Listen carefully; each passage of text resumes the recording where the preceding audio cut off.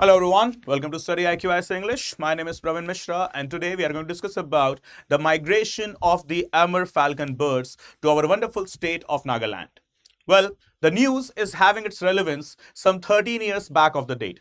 Exactly if we talk about it was the year 2012 when the local village that is named as Pangti in the beautiful state of Nagaland was quietly infamous because, as per the reports, 1,20,000 to 1,40,000 of the Amur falcons were either trapped or hunted down. But nevertheless, the state of Nagaland and the people of Pangti village represented an example that how to learn from your mistakes, accept them as well as rectify them on the same path. So now, the Pangti village is officially declared as the silence zone till the time these migratory birds will be crossing the state. So if we go ahead and understand the whole news, it is this. So Nagaland's Pangti village has been declared silence zone for the safe sojourn of the migratory Amur falcons. Sojourn, basically, it is the English term that represents a short stay of someone at some place. So these migratory birds coming to us from Siberia, going towards Arabian Sea, will be having a short stay in the states like Nagaland and Manipur. Okay, so that is what is known as sojourn. So going ahead with the whole detailed news here. As you can see, this is how the sojourn birds, they do basically look like. And the district officials, they have stated that the residents of Pangti village, they have been instructed to not burst any type of crackers or play any type of loud music in and around the Pangti village during the roosting period of the Amur falcons in the locality. Right, and for which the villagers, they came forward voluntarily and they admitted this happily. So to the people of Pangti, we appreciate this and we are learning a huge thing from all of you guys, and really appreciable task. Hats off to you guys. Right, so let's go ahead and understand the further of the news. So as you can see, the Pangti village is now having this board with itself. Welcome to Amur falcon roosting place, the district that is Wukha district, Nagaland, Pangti village specifically. So the whole news once again. So it is declared as what? Silence zone up to the radius of how many kilometers? Up to the radius of 3 kilometers. No crackers, no loud music, nothing being allowed there. And once again, the local villagers' participation was at most at its best. Right, so as you can see, the news 2012, okay, the area became infamous, and in next 1+ decades, this area is now the roosting ground for the very same hunted animals that were hunted actually 13 years back. Okay, so as per the reports, 1,20,000 to 1,40,000 falcons were either trapped or hunted down. Right, so the next big thing here that we must understand. Why are we so much concerned? It is because of this. This is known as the Bonn Convention or the CMS. India is basically the signatory to the CMS, simply speaking, Convention on Migratory Species, also popularly known as the Bonn Convention. And so it is our implementation, okay, it is our international commitment for the protection of such migratory species, right? Next thing that we must mark from the perspective of our prelims as well as mains, their biology, their migration and conservation. So Amur falcon, okay, as per their scientific name, they are Falco amurensis. And why they are known as Amur? Because they come from the location that is known as Amur River, exactly between two big powers of the world, Russia and China. So as you can see, this blue line, this is what the Amur River is. Okay, and this area is also known as Amur. And so these migratory birds, they are having their biological origin into this region, and that is why they are known as Amur. Okay, so if we talk about their breeding grounds, so exactly the locations, they are coming from southeastern Siberia, eastern Mongolia, and northeastern China. And so the name, once again, Amur, refers to the Amur River region. Right? And in winter, the birds migrate to southeastern Africa. So as you can see, from Russia, China region, that is from the Mongolia region, to Africa. So obviously, the state of Nagaland, the whole northeast, as well as the other parts of India will come in between, and they would be crossing the Arabian Sea, moving towards the continent of Africa, right? So in which season, from the perspective of prelims? In winter season. Okay, the birds, they do migrate to where? Southeastern Africa. and the route takes them through the Indian subcontinent, including our northeastern states of Nagaland and Manipur, and crossing the Arabian Sea. So if we talk about the diet, so they are totally insectivorous. Okay, what are they? They are totally insectivorous, and their favorite food, it is the dragonflies, the termites, as well as the locusts, right? And now, the further of the things. As we can see, their migration, the epic journey. So sounds like a movie title, right? But yes, it is as dramatic as it could be. The epic journey. As you can see, they cover a distance of 20,000 kilometers. And some reports say it could be as huge as 22,000 kilometers as well. Right? So from Siberia, right? Basically from Mongolia to Africa. Okay, so obviously it's a huge journey, 20 to 22,000 kilometers.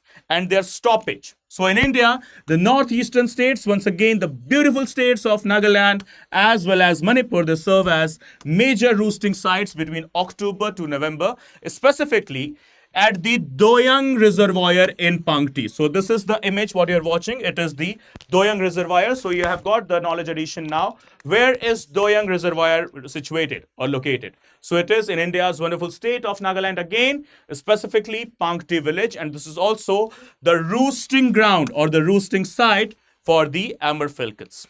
So notably, if you see the strike of their journey, their migration, they cross their biggest journey of 4,000 kilometers above the Arabian Sea in one non-stop flight. So that's why the name migration, the epic journey. Okay, and the migration is timed with the favorable winds as well as the availability of their favorite food, including the dragonflies, termites, as well as their other insects, enabling them with the proper availability of food, that is basically energy. Now let's talk about their conservation. So we are obviously part of CMS, that is Conservation on Migratory Species, also known as Bonn Convention. Well, what about the indigenous, that is the local domestic laws? So obviously we have this wonderful law that is known as Wildlife Protection Act of 1972, and these Amur Falcons, they are protected. Remember, Amur Falcons, they are listed under what? Schedule 4. Schedule 4 of what? The Wildlife Protection Act. And hunting of these species could land you to the jail for 3 years along with some huge penalties as well, right? So imprisonment and fine as per the Schedule 4 of the Wildlife Protection Act, as these are the species mentioned there, right? Further, if you talk about the international obligations apart from them, okay? So India, once again, signatory to Bonn Convention, and along with this, these are the species which are also mentioned in the IUCN Red List, International Union for Conservation of Nature, that is IUCN. So though the species, they are currently least concern. Guys, mark this term, currently they are least concern. Tomorrow, no one knows. Obviously, as per the change in habitat, the loss in habitat, as well as the other man-made disasters, they are leading to too much of depletion in flora as well as fauna. So presently, they are least concerned. IUCN, India, they are into the Schedule 4 of the Wildlife Protection Act. And as per the international conventions, the Amur Falcon is also located in Appendix 2 of CMS. Okay, so Schedule 4 in India, Appendix 2 of CMS. And once again, IUCN Red List, they are tagged as what? They are tagged as least concern. Okay, guys, so this is it. All the information and knowledge regarding the Amur Falcons. And once again, to the people of Nagaland, appreciable and a big example to each one of us.